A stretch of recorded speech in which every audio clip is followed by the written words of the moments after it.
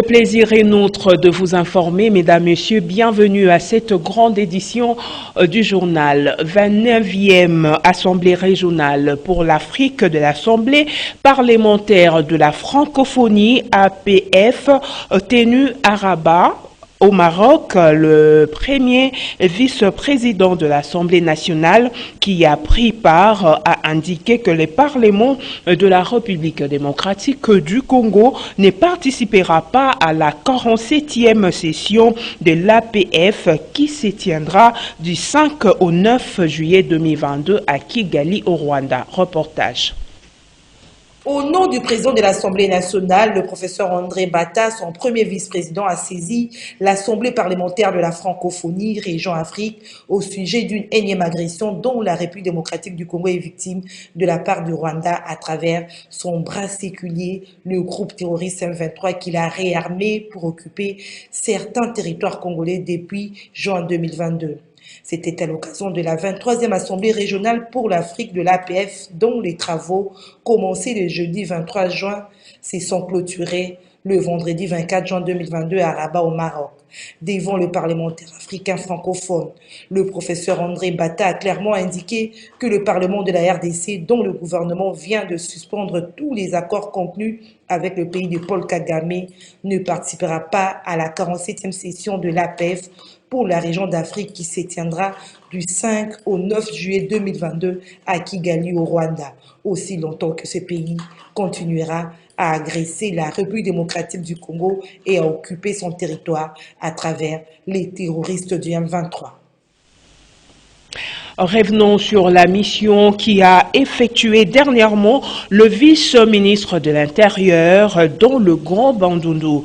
Occasion pour Jean-Claude Molipé d'instruire le service compétent à détruire toutes les barrières illégales. Reportage.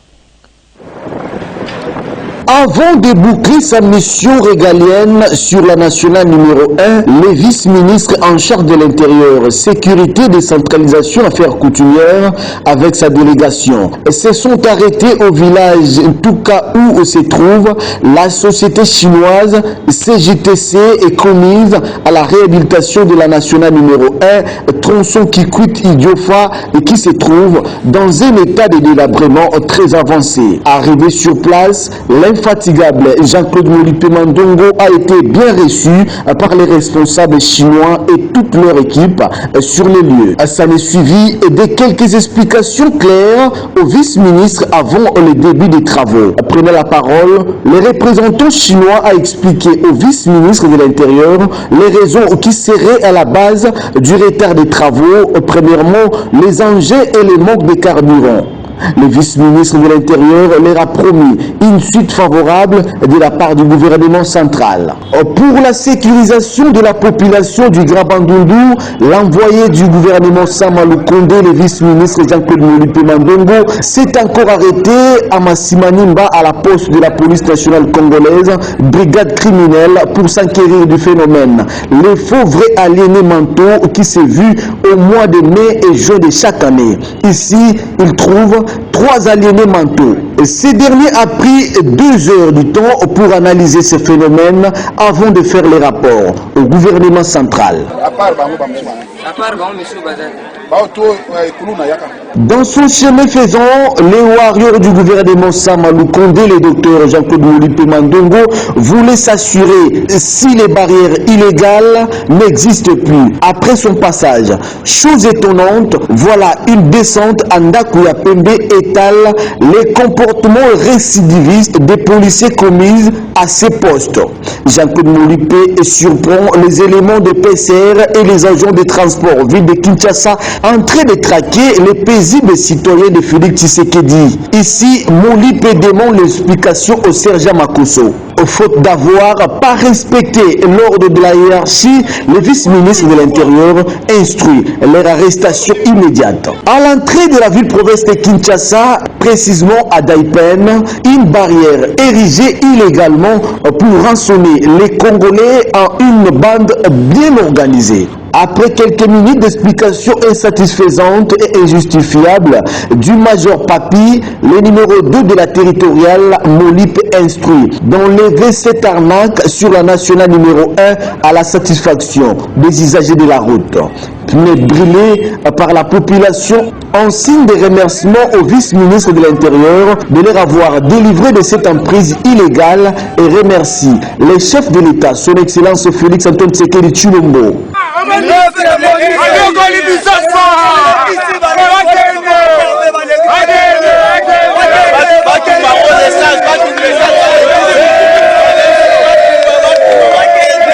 Jean-Claude Molipe Mandongo promet de poursuivre sa mission sur toute l'étendue du territoire national pour restaurer l'autorité de l'État où il semble encore négociable.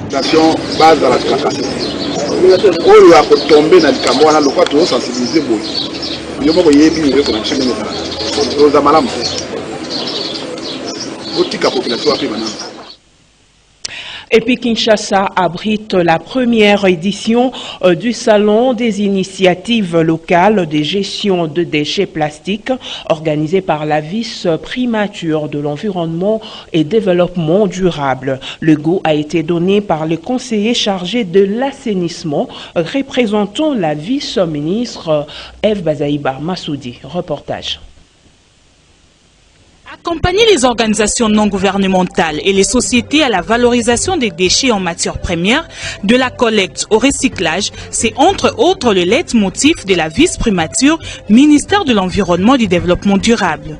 Le conseiller en charge de l'assainissement a rappelé cet objectif ce vendredi 24 juin 2022 lors du lancement de la première édition du Salon des initiatives locales dédiées à la gestion des déchets qui a connu la participation des ONG et sociétés œuvrant dans les initiatives locales de la gestion des déchets. Après l'ouverture de ces salons par Jules Ngondili, une réflexion débat organisé entre les participants et les panélistes de ces salons, Jules Ngondili, profitant de cette première édition, a invité ces ONG et sociétés œuvrant dans les secteurs de l'assainissement à s'identifier à la vice-primature au ministère de l'Environnement et du Développement durable pour formaliser leur démarche de partenariat avec le gouvernement. Pour les sociétés et ONG qui évoluent dans la collecte, dans le traitement, recyclage et transformation de déchets. Donc depuis avril 2022, elle a obtenu lors de la 48e réunion du Conseil des ministres l'accompagnement des sociétés et ONG qui sont dans le domaine d'assainissement. Et en ce moment, nous sommes en train de travailler avec nos amis du ministère des Finances et Budget pour identifier le matériel ou encore équipement qui devront bénéficier des exonérations. Ces sociétés-là vont bénéficier des allègements fiscaux, des tarifs préférentiels et des facilités d'accès à des marchés publics et privés. Satisfaite de la réussite de cette première édition, la coordonnatrice de Co-West Meeting, Mputu Shikai Bennett, à travers l'accompagnement de la vice-primature, ministère de l'Environnement et du Développement durable, invité les ONG, les sociétés et jeunes du secteur des initiatives à la gestion des déchets à se faire connaître pour assainir l'environnement congolais. Nous sommes très ravis de l'accompagnement du ministère de l'Environnement qui a répondu présent à ces forums, qui a accepté de faire l'ouverture. Nous encourageons encore beaucoup plus de jeunes, nous encourageons les ONG, nous encourageons surtout les jeunes étudiants qui œuvrent dans ce domaine de l'environnement de ne pas rester cachés. Le pays a besoin d'eux. Nous avons besoin de construire un Congo de rêve et nous devons tous mettre la main dans la pâte et faire de ce Congo-là le Congo de nos rêves. Après cette ouverture, s'en est suivi la visite des différents stands érigés au jardin botanique où ces ONG ont exposé leurs produits recyclés à travers des déchets. Le conseiller en assainissement Jules Ngondili a sillonné tous ces stands avec des explications suffisantes des propriétaires de produits recyclés. Pendant 3 jours, soit du 24 au 26 juin, les produits recyclés à base des déchets plastiques sont exposés au travers de ces salons au jardin botanique. Plusieurs structures, institutions en préparent à cette première édition du Salon des initiatives locales dédiées à la gestion des déchets, entre autres la vice-primature, ministère de l'Environnement et du Développement durable, l'ANAPI, le ministère de l'Industrie, l'Hôtel de Ville de Kinshasa et la direction. Acquittement de Vital Kamerhe, président national de l'Union pour la nation congolaise, UNC. On en parle encore dans ces journaux avec la réaction de Aaron Michel Kité Ngadi. Il est secrétaire général de l'Action nationale pour le changement intégral, ANCI. Il dit avoir observé le travail de la Cour d'appel de Kinshasa-Gombe. Un propos recueilli par Dedi Mujinga. Ma réaction, c'est ce que tout condamné par principe bénéficie de ce qu'on appelle le principe de double degré de juridiction. À son temps, Vital Kamerhe, comme directeur du cabinet en son temps, a été condamné par les tribunaux de grande instance. Et le double degré de juridiction, c'est le recours à des voies de recours qui sont des voies de recours. C'est-à-dire la procédure à des voies de recours qui sont ordinaires et extraordinaires. Dans les cas sous examen, les avocats de Vital Kamerhe sont partis en appel à la Cour d'appel. Et la Cour d'appel, à son tour, a examiné les éléments constitutifs des infractions qui étaient entrées, que l'on était en train de poursuivre. L'action publique a été en train de poursuivre Vital Kamerhe. Ils ont trouvé que ces éléments n'ont pas été réunis et il en a été acquitté. Point de vue de droit, je suis avocat, je n'ai pas de commentaire parce que j'ai observé que c'est le travail de la Cour d'appel. La Cour d'appel qui est une cour qui travaille avec la sagesse et étudiant les éléments qui composent les infractions par lesquelles on suit l'inculpé. Il a trouvé qu'il y a certains éléments qui faisaient un défaut et finalement il a été acquitté. Dans un autre chapitre, le programme élargi de vaccination PEV a organisé vendredi 24 juin 2022 une visite guidée à l'intention de professionnels de médias dans le but de palper du doigt les réalités de conditions de conservation de vaccins. Plusieurs chevaliers de la plume, membres de l'UNPC, ont pris part, ont rehaussé de leur présence. Un reportage de Nancy Ilika et Héritier Toubilando. Vacciner, c'est aimer, vacciner, c'est protéger, dit-on. C'est sur base de ce slogan que le programme élargi de vaccination PEV a invité les professionnels des médias à être son ambassadeur auprès de la population afin de la convaincre à accepter les vaccins. C'était au cours d'une rencontre organisée avec l'appui du Fonds des Nations Unies pour l'enfance, UNICEF. À cette occasion, les experts en communication et les journalistes ont été conviés à une visite guidée à l'entrepôt des vaccins du PEV à Kinkole. C'est là pour leur permettre de se rendre compte des conditions dans lesquelles sont conservés les vaccins. Bien avant, un briefing a été organisé à l'intention des chevaliers de la plume en vue de connaître et intérioriser les objectifs du PEV, sa mission et ses différentes stratégies. Célé Manyanga du PEV revient sur le sens de cette activité. Nous sommes mis à pied d'œuvre justement pour voir comment nous devions aller de l'avant avec la vaccination contre le Covid.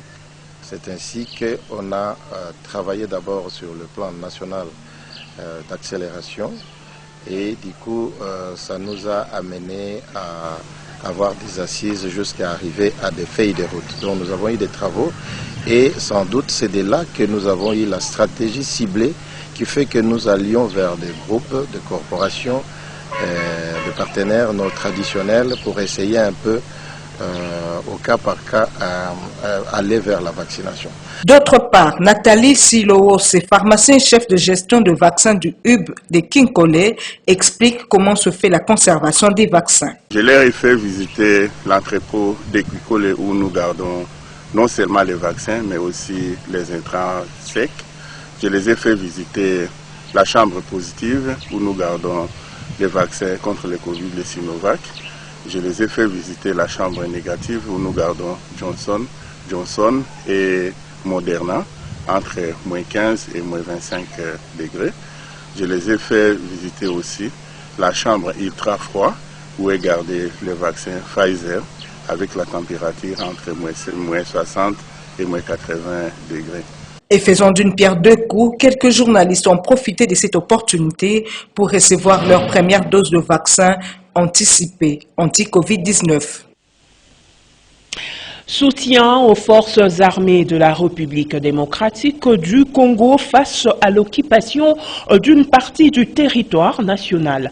De journalistes ont organisé une marche ce samedi 25 juin 2022. Ils demandent au gouvernement de Warrior de mettre à la disposition de nos vaillants militaires de moyens conséquents pour monter en puissance et mettre définitivement un terme à cette entité guerrière qui n'a que trop duré. Suivez leur déclaration. Déclaration de soutien aux forces armées de la République démocratique du Congo, FARDC en sigle. Face à l'occupation d'une partie du territoire national, nous, journalistes parlementaires de la République démocratique du Congo, sous la coordination de la cellule de communication de l'Assemblée nationale, venons à l'occasion de cette marche témoigner notre soutien à nos forces armées de la République démocratique du Congo. Le FARDC engagé sur les théâtres des opérations dans la partie est du pays victime de l'agression de l'armée rwandaise par le biais du mouvement terroriste du M23. Notre soutien, nous le témoignons également au chef de l'État, Félix-Antoine Tshisekedi Tshilombo, commandant suprême des forces armées de la République démocratique du Congo, de la police nationale congolaise et de forces de la sécurité. Nous sommes des journalistes indépendants, mais citoyens congolais avant.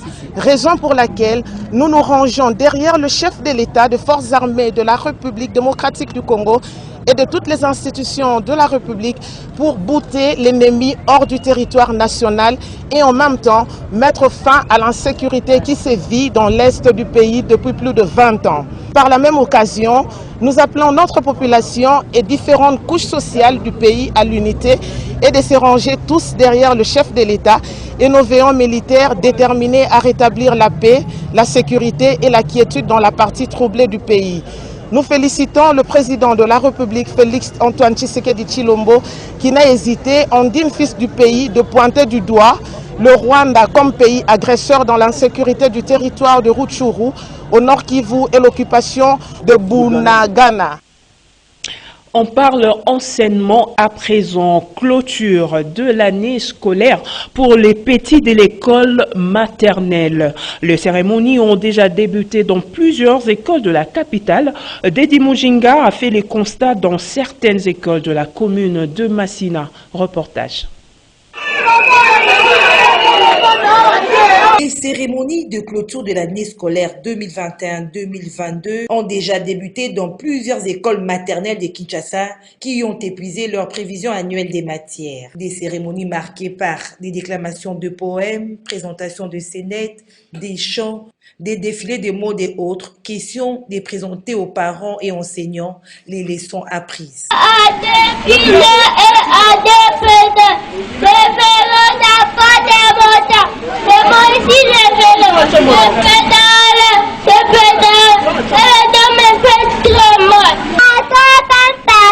Voici la tête, les bras et les membres. J'ai facile de manquer à ces amis. On se demande bien, je vous verrai et ça il s'agit.